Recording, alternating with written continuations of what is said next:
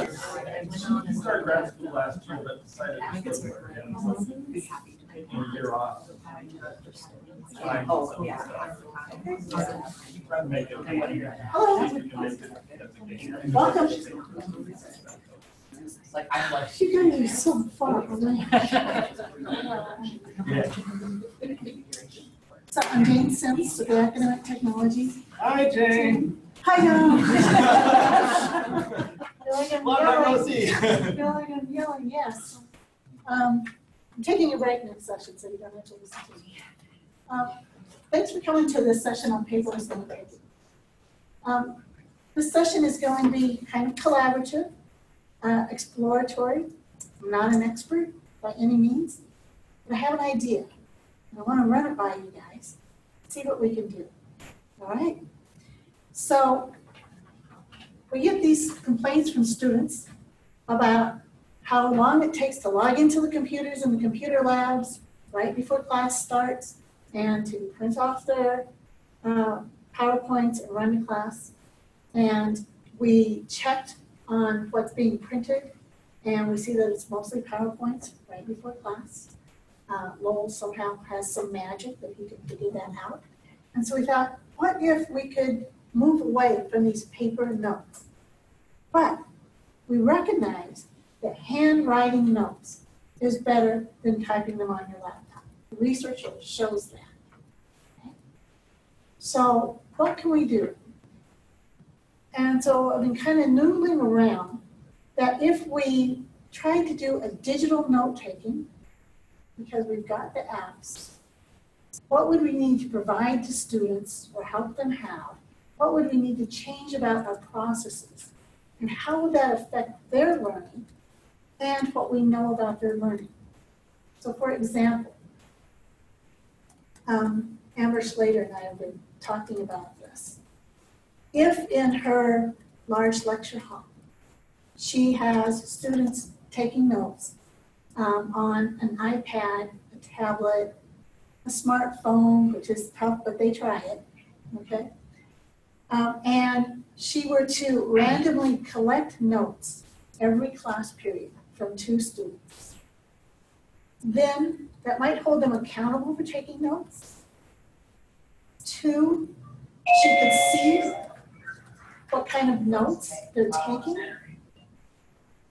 And 3, she could post those notes up there so that if I am a slow note taker, or I got distracted, or I missed something because I was thinking about something as I was trying to formulate something, I have 2 buddies now that I can compare my notes to. Would this work? What would it take to have this work? And if we're interested in it, would it be something that maybe we could try to, I don't know, write a grant, do some experiment?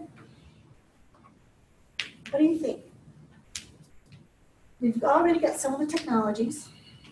We have, well, you can do Google Notes, but that's not really, there's a note-taking app called Google Keep. It's not really the best, most robust. I've been taking notes in Evernote for years. It's been the leader. But Microsoft OneNote, which we have, has really caught up and is doing some pretty cool things. Okay? I also, on an iPad, have done note-taking with Notability, but that's pretty much iPad-based.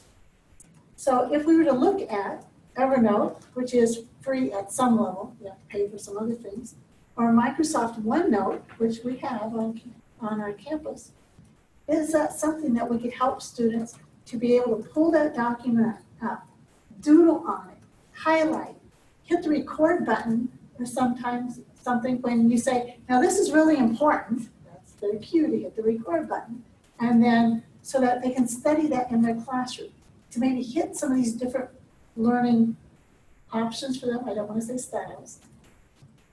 Would that be helpful to them, and would that be helpful to you? What do you think?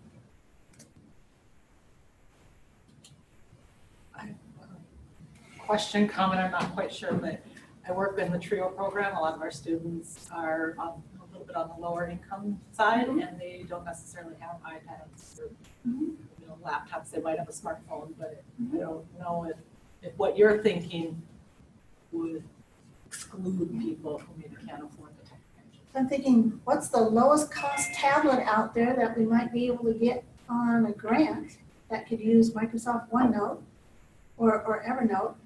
And then we just have a pool of them, or maybe we, I don't know, maybe we give them to students here as some far out initiative type of thing. We're not gonna give you a laptop, but we're gonna give you this little thing.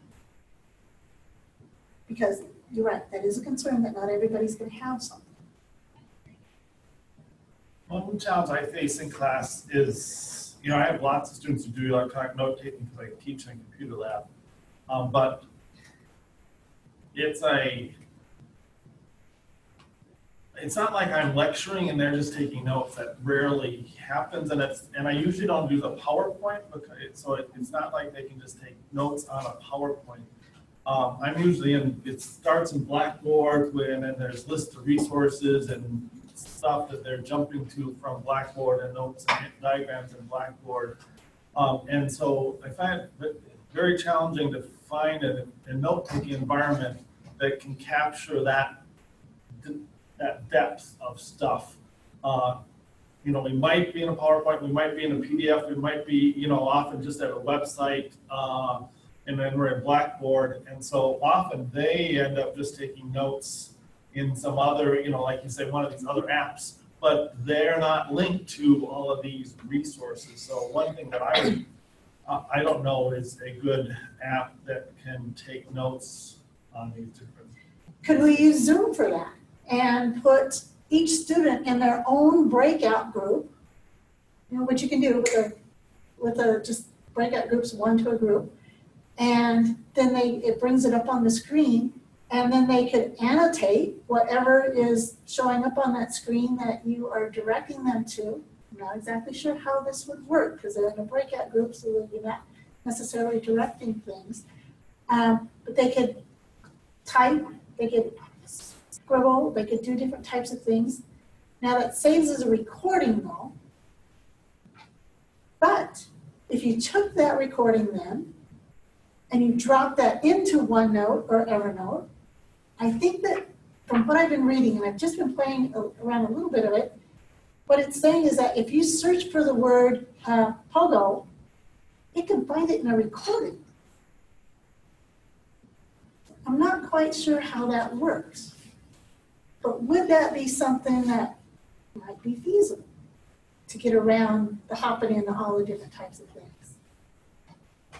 To me, the video recording or audio recording is just too much data, that the notes need to be more concise so that later on, when they're studying, they have, for each lecture, they probably have a minute or two to go over what was important during that lecture. And so they can't go through a whole video or whole audio. Could they do that and just do screenshots, which then just get dropped into OneNote or Evernote? That as they're doing this, they just, take a screenshot every so often and automatically gets up into the Google Drive or something like that, and then they've got this sequence.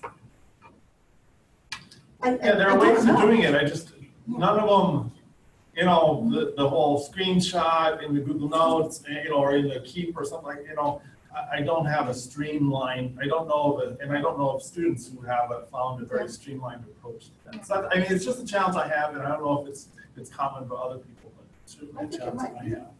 And it might be the same thing for Ryan. I could use any help that I could get. Yeah.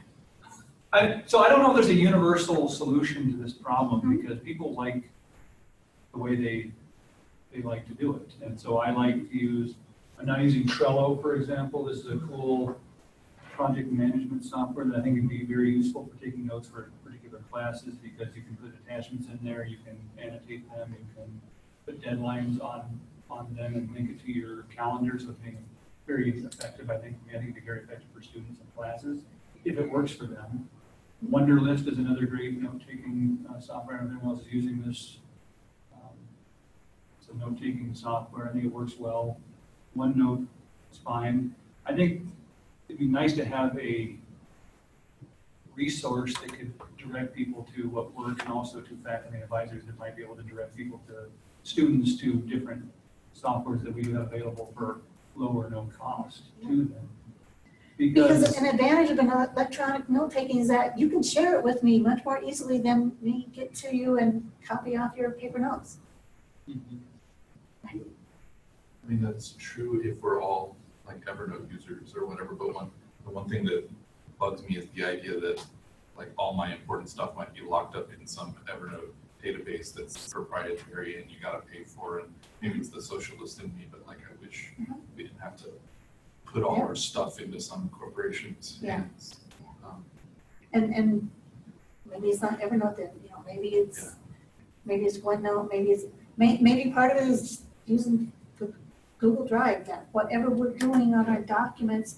And nice thing about taking digital notes too is in some of these apps is you can, you know, take photos, you know, of something that you're working on or a whiteboard on the screen and drop them in your notes.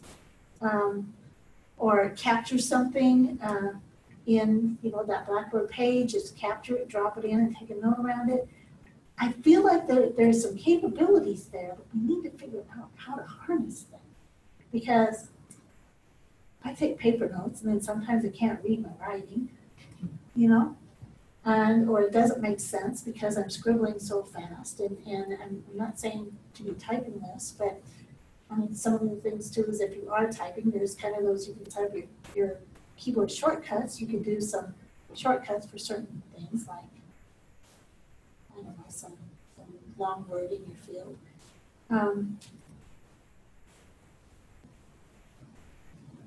Do you feel there's enough of a need for us to maybe try to see if we can figure out what we might want to do?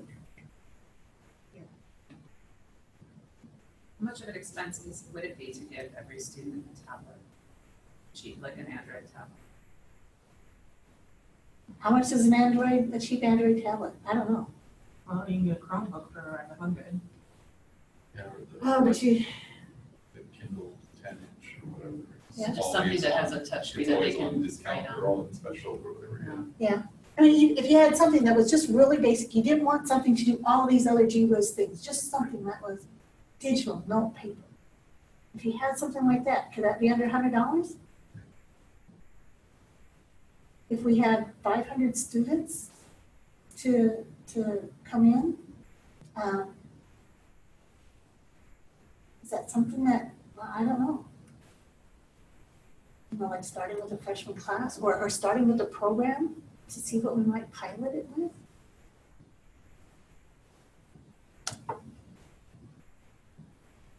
I think you'd have to get a lot more buy-in from more people in this room for it to be worthwhile, right? That like lots of faculty were gonna get on board with having everybody take notes digitally and. I think for a grant purpose, you could certainly do it for a class, or, you know, you could do, I think you'd want to start with a prototype in one department or one group of classes or whatever, you know, and try it out and see if it works. And then you know, so then you're limited to maybe, you know, 50 students or something like that. Do a major, so that Yeah. a sequence of courses, so they wouldn't just use it in one course, but does it work over the long term over a sequence of Right. courses in a particular major? I think that technology is maybe part of the problem, but I think the bigger problem is that students don't know how to take notes. So I think that we could find a solution that could help address both problems, but I think the root of the problem is that students come in not prepared to really know how to take notes well, regardless of whether it's on paper or whether it's digital. So if we were going to start a pilot project, I would want to solve both problems. Some really thoughtful discussion about how we want students to use this. Right, and and we can what is, support them. we may be finding a solution for something that's not going to solve it. And maybe we don't know how to take notes if we're in an environment where we're on web pages sometimes and we're watching videos other times and we're doing math on the chalkboard other times, and like in these super multimodal environments. I'm not sure that I know the best way to take notes in that situation either. Right. I think the pilot could be twofold, right? I mean, the pilot would be for faculty to figure out, like I'm starting to open up Microsoft OneNote here and I'm having problems. I don't even know how to open the software, and I feel like I'm pretty technically competent. It's something's happening here. So it's so I have a problem, and I'm doing things the way that I like to do them, but I don't know if it's the best way notes digitally as well. So I'd like to actually have some professional development around, online note-taking and also pedagogies around how to promote it. That would be helpful on the faculty side. On the students, and then how does that translate into if we were going to go after a large grant on? Because we can't say that we want to do this because we want to reduce printing, right? I think that's one outcome. I think would be, hey, is that? I don't think that's the Better educational. yeah, right. I don't Student think- learning, yeah. So what would that mean? How do you flag things within your notes that are important, other than highlighting it in there with a star on a paper copy of your PowerPoint that you're probably going to lose or throw away anyway? So I think we have a cool opportunity. I'd like to be able to be part of some sort of a project looking at identifying some grant funds and developing some outcomes. I think it differs from person to person what good note-taking means. It's like in the Make It Stick book that Neil put out, they talk about just that familiarity. Students will have the PowerPoints and they think, oh, they read through it and they've got that familiarity and then they assume that that means that they know it, which is not an accurate form of checking their understanding. But I think note-taking for different people looks like different things. So I don't think there's like one note-taking, but it's just that getting the students to understand that just having something highlighted, they go through and if I highlighted a bunch of stuff, yes, I took notes and I'm ready to go, that they understand the flaw in that system. So incorporating some of the principles like the Make It Stick that Neil certainly would expand and help us to continue working on would be good. And you were talking about the, writing longhand notes how that might improve learning, but I also think, sometimes typing versus cut and paste, and stuff like that, and just different ways. I don't think students realize that these different activities help them to learn. I often I let my students sometimes bring in a sheet of notes to an exam, simply to force them to write out a sheet of notes for that. And some of them will write it out, some of them will type it, but I think just that process of organizing it and moving it around, and I don't know, it would be interesting to learn more about electronic note. So Ryan brought up professional development, and that just made me wonder, the step 0 here might just be all of us keeping our eye out for some place, some organization that's doing this really well, right? So that we don't have to figure it all out on our own. And it might not even be an educational organization. It could be sort of any type of organization that has some kind of platform set up that's open to lots of different styles of taking notes. Because I think you're right that there's all these resources and we need to figure out how to marshal them. But somebody else is thinking about this too, Right. somewhere. Well, Right? I'm feeling kind of inspired to just talk to other physics faculty and astro faculty just to find out how are their students doing it. Because the only thing I have to admit, my brain is pretty limited right now in how I see this. It's I can imagine them having a tablet doing problems, on their tablet. Basically the PowerPoint here, and I write on the PowerPoint the problem that we're working on in the math and everything. There's got to be something else, and I don't have a conception of it, and I need to ask other people. I've looked at that specific use case with a student who had a good service and a good, and she was really adept with it and so on. And it's in our particular teaching context, and maybe this applies to math as well, there comes a time when when the next step is to draw a quick sketch and then do roughly a half a page of algebra. And at that point, you still kind of run into resolution issues. On the tablet, you're kind of zooming in and zooming out. A piece of paper still kind of beats it for doing a page of algebra. Piece of paper still faster, right? And that's okay. I don't think we have to go all electronic. Right. So it's just merging and knowing when to harness with advantages of each. Because Whiteboard might be I have everything. image to. I have students, everything's turned in electronically in my classes, but I have a number of places where, students can do it on paper and just submit.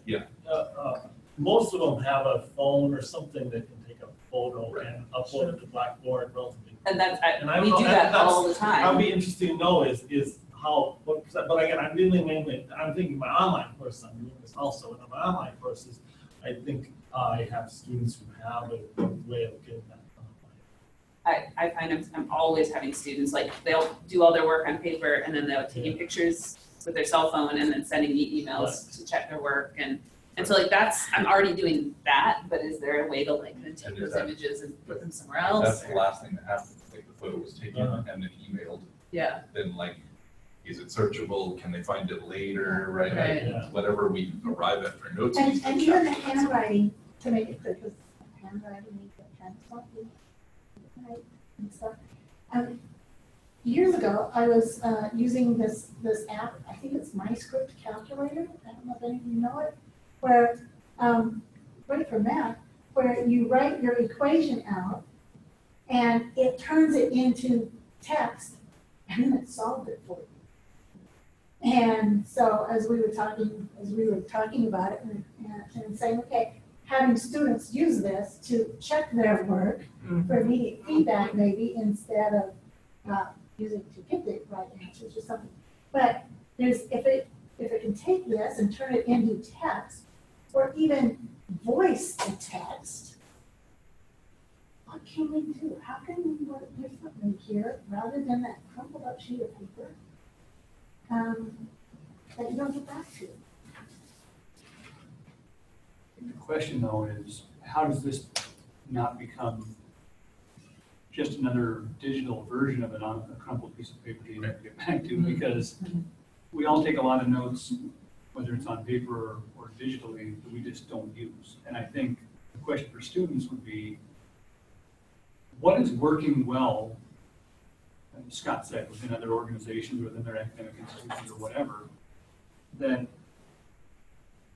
it turns notes into actionable material. You know, like how do you take a note and then say, you know, this is something I really want to follow up on, and you can turn something into a calendar invite to go back. That to me is like what's potentially really important with this conversation is how do you make it more actionable? Because we know that our students are busier than they've ever been. They're working more. They're trying to, you know, manage their academic life, their work life, their friends, their social life. And so I would be interested in figuring out how can we make notes, one, actually have them take notes, how do we make sure they take notes that are readable, how do we take notes that become actionable, and actually Is anybody taking notes on yeah, right?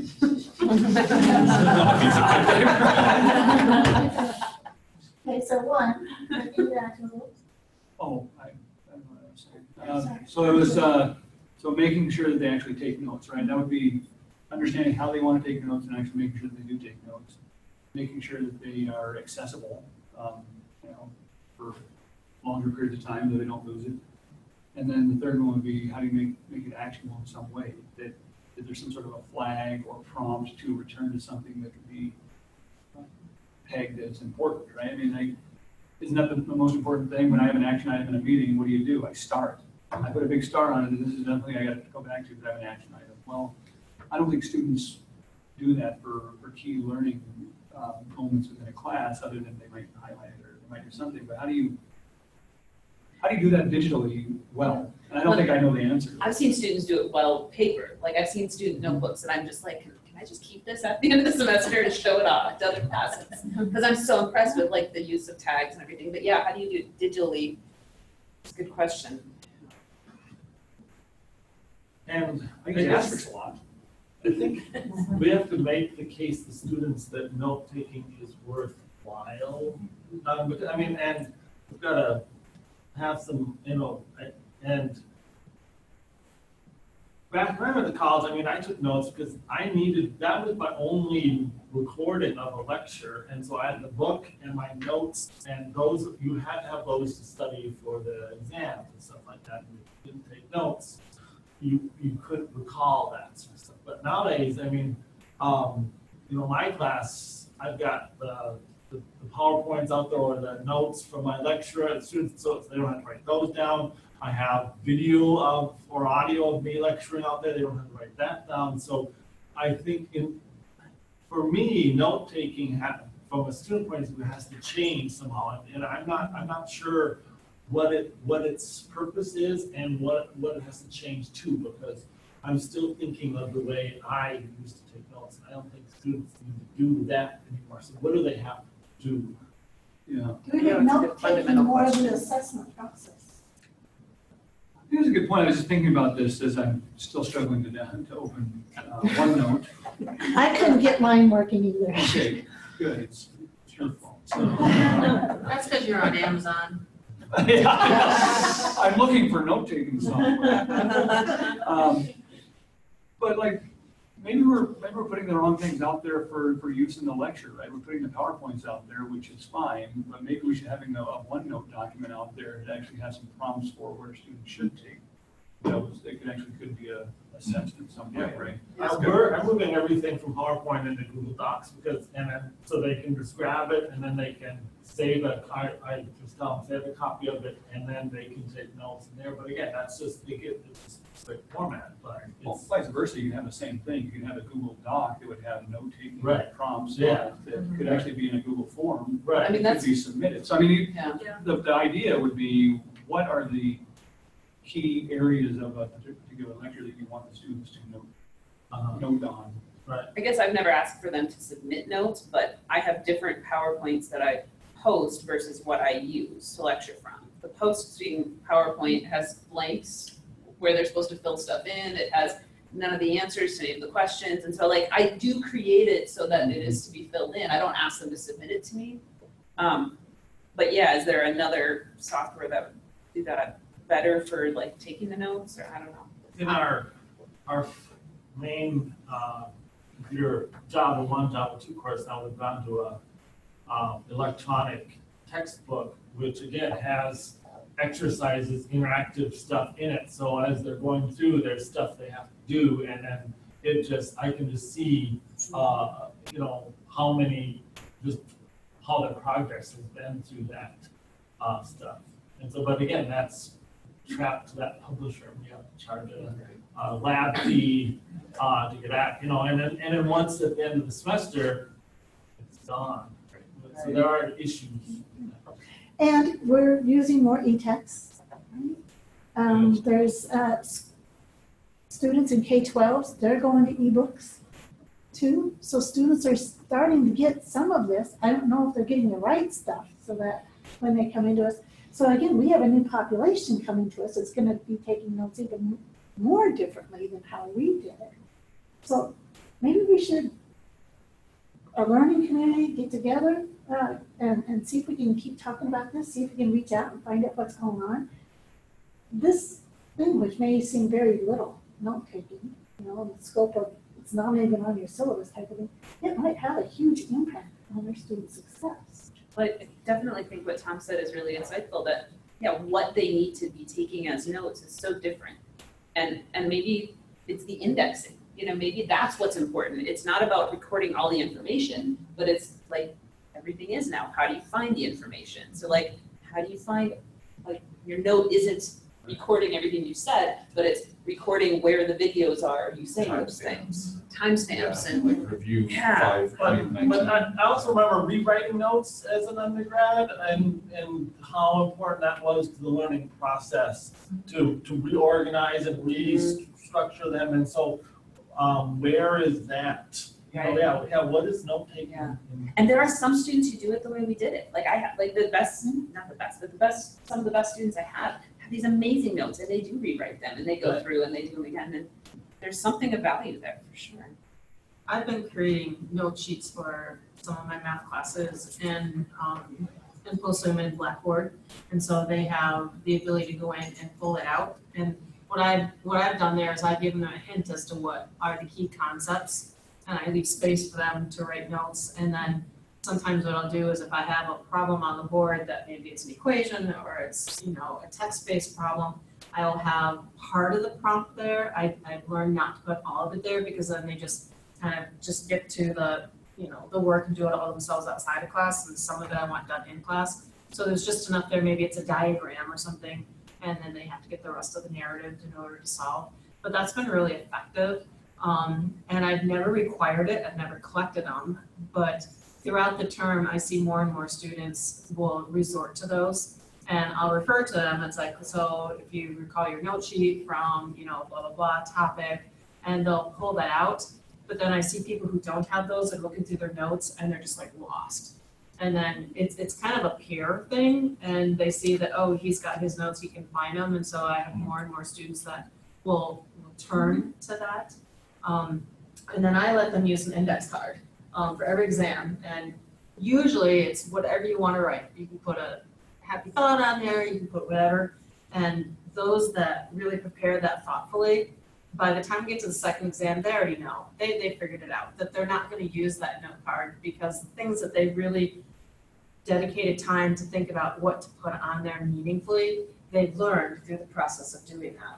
And those students that just have no clue and they just try to cram everything they possibly can as tiny as can be, it's not useful for them anyway. So they learn that lesson without me having to tell them.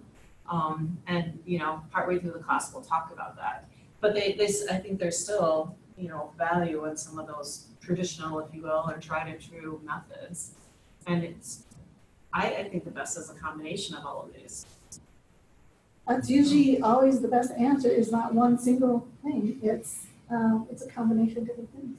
So, this side of the room, what do you have to share? Questions? Comments? Concerns? Pass.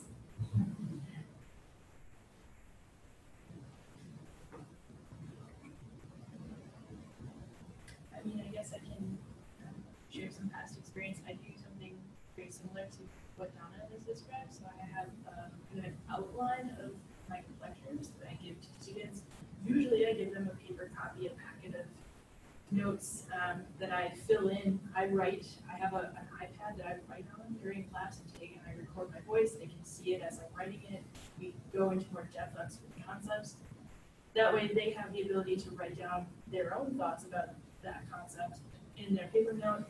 I post mine onto Blackboard so that with the audio of the recording so that they can see it, they can rewrite it if they want to, they can revisit the lecture.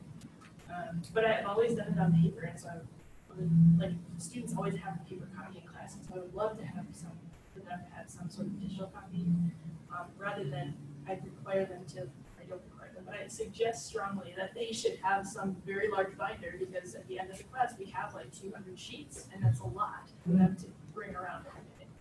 So. So some of my students will print them out and use paper note sheets. Others of mine will just in class do it electronically. So I'll just put it as a Word doc or a Google Doc.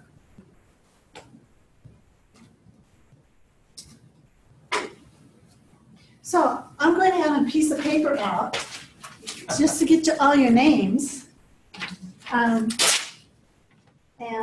to see how we can continue this conversation and then invite some other colleagues. I don't know, just see what comes up. I think it's a problem. And I think we can solve it in some way or try to nibble around the edges. I think it's what we should do too. I also think it's evolving. I mean, what note-taking looks like in a traditional lecture-based classroom isn't the same as what notes looks like in one of our technology-enriched classrooms.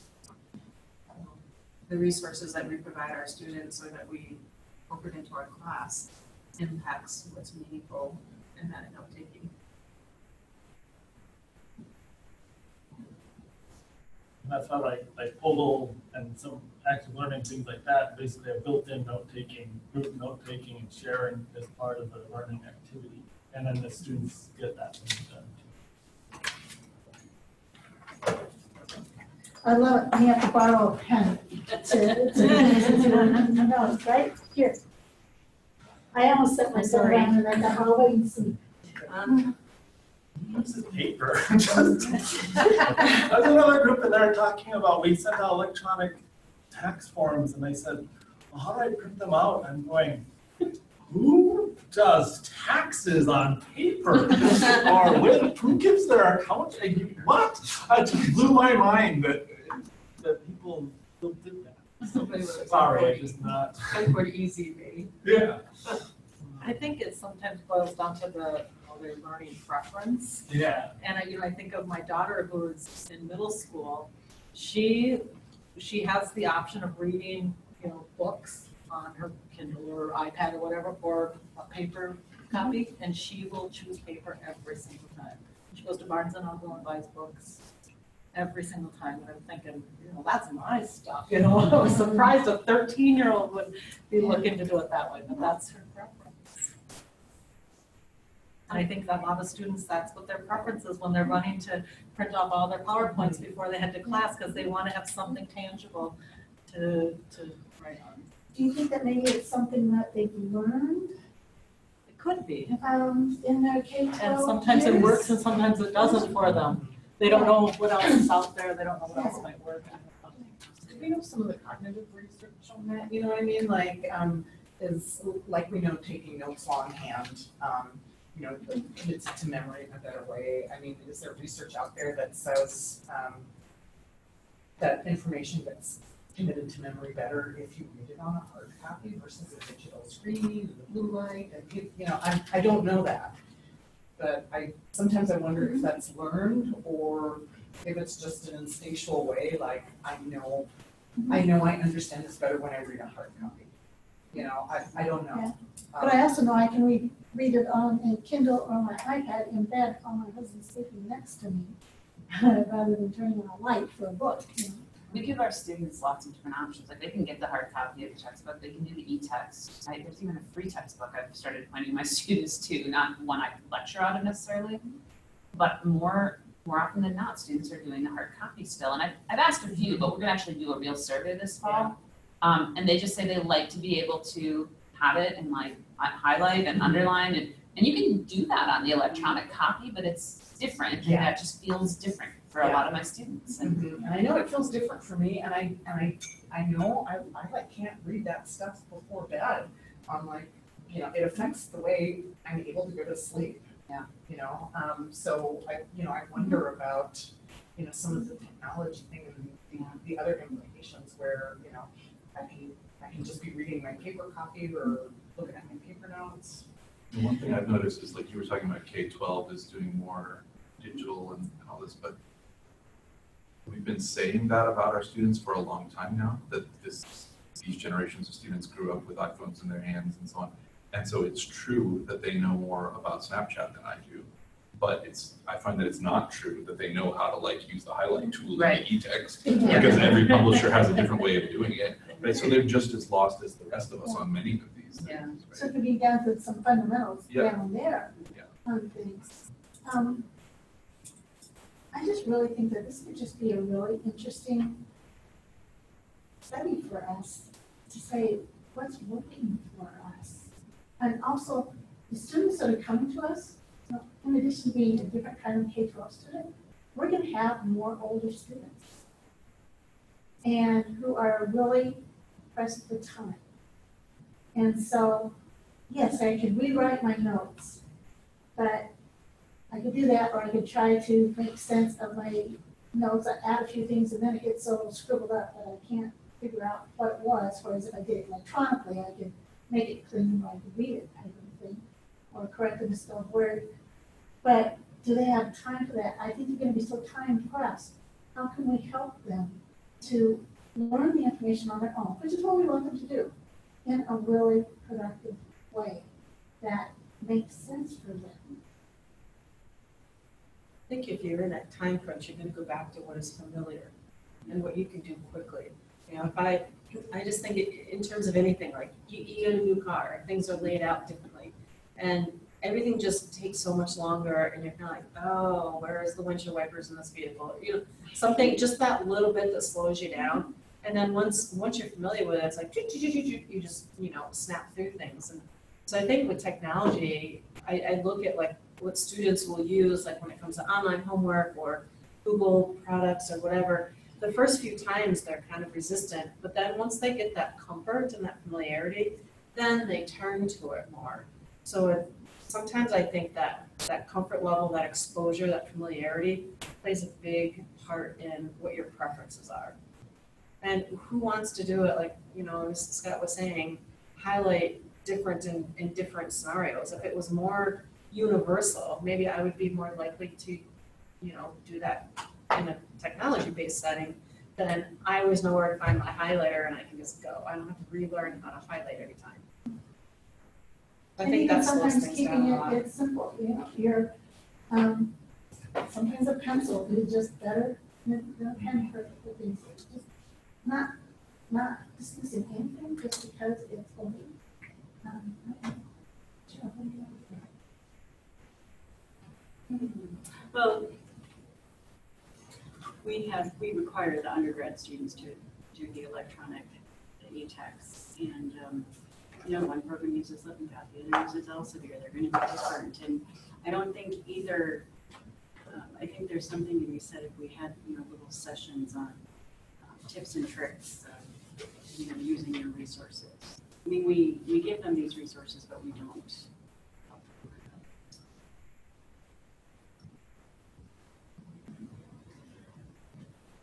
We've got 5 more minutes in this session.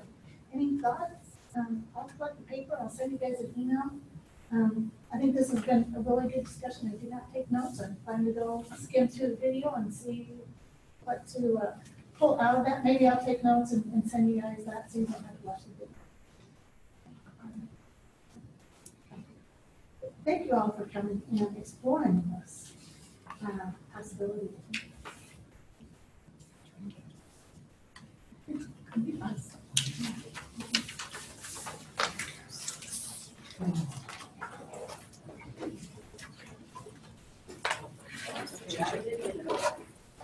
I could open it, I just couldn't create a new note. I couldn't create it. Yeah, just kind of- That's great. yeah, and then, first page and the first page, so that- Yeah. Doesn't work. yeah. Okay, Microsoft, that's why I'm doing it. Well, generous.